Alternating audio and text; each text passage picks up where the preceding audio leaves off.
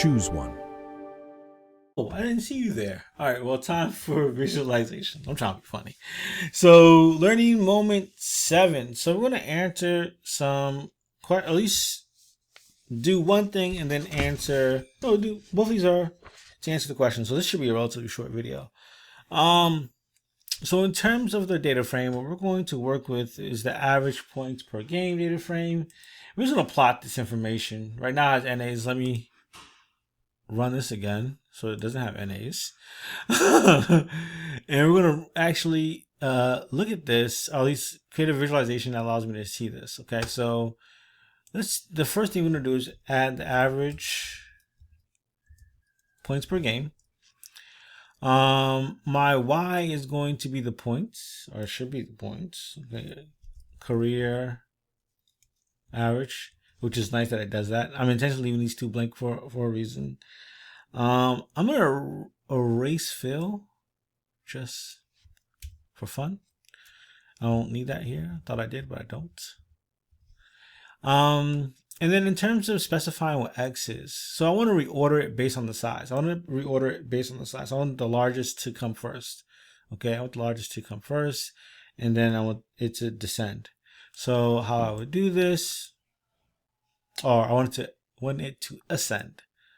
So how I would do this is to specify the variable name, okay? And then I'm going to specify the career points again, by the actual points. So what's cool about this is that if I were to just plot this, if I just run this into the console, we're going to get a plot to the right, okay? It shows us the average of each of the players' points, okay? It's ascending. K, L, M, but I think that's ABC order, but still, it's still ascending, right?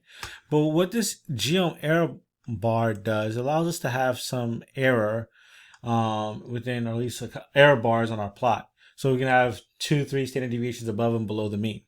So what I'm going to do is I'm going to have career. This is going to be career average. It should autocomplete. I guess it stopped. Average. AVG, size PVG. And then I'm going to do, this is why I calculated this from the standard deviation, right? So let's do 1 standard deviation for now, okay?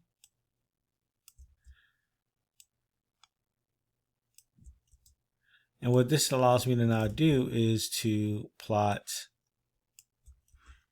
the data with error bars, okay? So you can see how LeBron James is a little bit more consistent, right?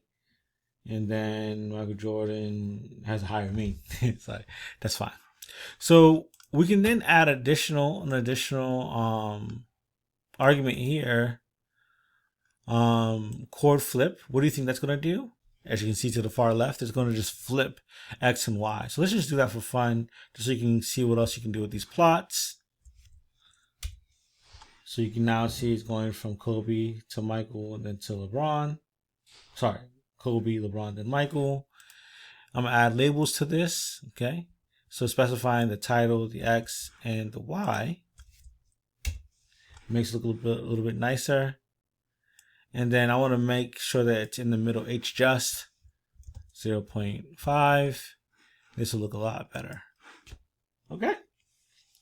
If we wanted to change the color for all of them, just you can say color within point to be red. And if you want to specify each person's color, that's, I won't do that here, but that's we can easily do that as well. Okay, so with that, that's technically answering our very first question. How does career average points per game compare across? Of course, Michael Jordan has the highest average, okay? And then comes LeBron, who's a little bit more consistent, right? We saw that in terms of standard deviation. And then we have Kobe Bryant. All right. So what does factory order player career average do? From 4 cats, it reorders. Okay, it reorders the factors levels of player based on career average PPG. And I'm almost certain I'm okay with making a fool of myself, but let's see. If I were to do, is it comma descend or dot descend is equal to true? Is that what happens? It does the opposite? Let's see. Yes, it does. I got it right. So you want to do opposite, you can do that as well. Okay. All right. And chord flip just allows us to swap the X and Y axis. Allows us to swap X and Y axis. Okay. So that is that. We can do that. From there, we can answer the second question. Okay, how does each player scoring compare across each career stages? Novice, intermediate, and veteran. Let's go ahead and do this. So what we're going to do is something a little bit more advanced. We're going to group by both player and experience so that we can get the average per each of those instances for the player and then each of the levels. So notice that order does matter. You have to specify the correct order. It needs to first be player and then experience and then experience. Okay. And we're going to find the mean, of course, of points per G, points PG, and find a standard deviation as well. Okay, points, and then standard deviation. And notice that we are going to run this. Sorry, I didn't mean to do that. And then when we look at this, just so we can get a sense of what's happening here. So I'm going to copy this and just put this on the bottom so I don't get an error. So I can see this. I want to get the points, the average points and the standard deviation points for each player across their season, across their levels, okay? Across their novice, intermediate, and veteran, okay? So that is, we're getting what we want, right? We're getting what we want. As you can see, Michael Jordan. Well, he changed teams. No, this is still, you have to look it up. I don't remember. What we can do with this information now is to take the player information, take this data frame. Our X ideally should be season. Oh, well, it really doesn't. We can do a lot of different things. Our X is going to be experience, okay? So it's easy to see novice, intermediate, veteran. And then our Y is going to be our mean, our average PPG. And then our color is going to be player. So our different players, player. Okay. And then we're going to do something very similar to what we did before. Average.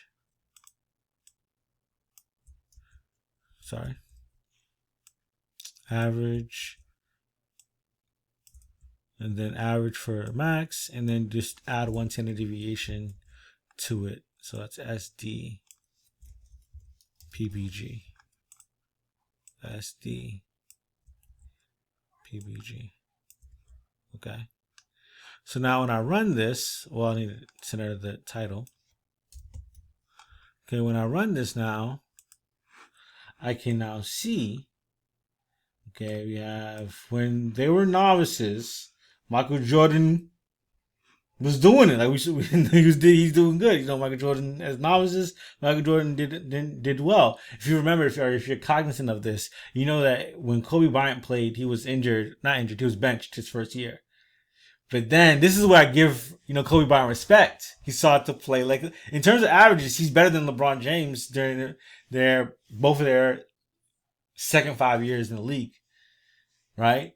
And then he's still better than him during the third 5 years in the league, right? So this is, I'm still a Michael Jordan fan. You can see why. But If we wanted to specify the colors, we could do that as well, but it's nice for you to at least get to answer the question with the visualization here. So thank you. And we'll go to the next ECV cycle next week.